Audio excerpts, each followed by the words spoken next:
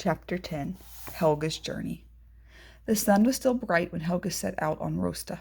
The old horse plodded along, and Ranger trotted beside it. Helga kept Funi snuggled in a sling at her side. There would be no time to chase him if he ran off. She thought about leaving him back at the longhouse, but worried he'd get into trouble.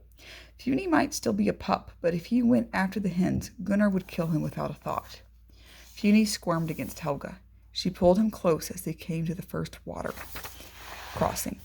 The river spilled down from the snowy mountains in little rocky cascades.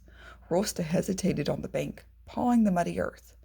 The river was running fast from the recent rains, but it wasn't deep. Helga looked down at Ranger. "Are you ready to cross?"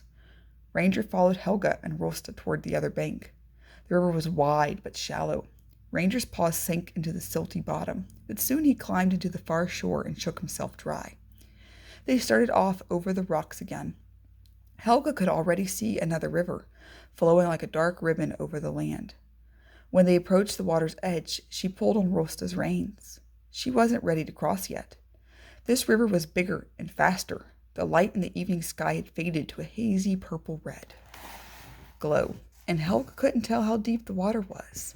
She wished there were a way around. Helga looked back from where they'd come, just as a wall of orange sparks shot up from the earth. She had to keep going. She had to find Father and bring him home.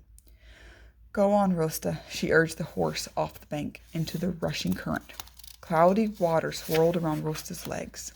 The horse stumbled once, halfway across. Helga clung to Rosta's mane until he caught his footing, continued on, and climbed up onto the bank.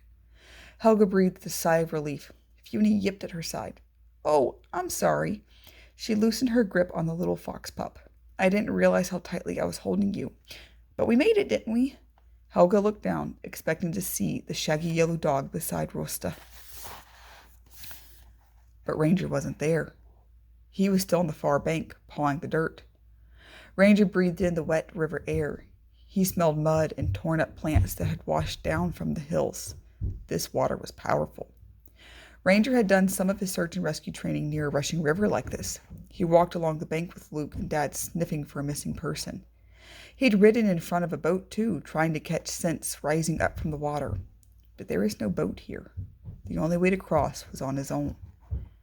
Ranger jumped into the gushing water. It was colder than the icy water that strained from the garden hose at home. In an instant, the water was up to Ranger's chin. He'd only taken a few steps when the current swept in his paws out from under him.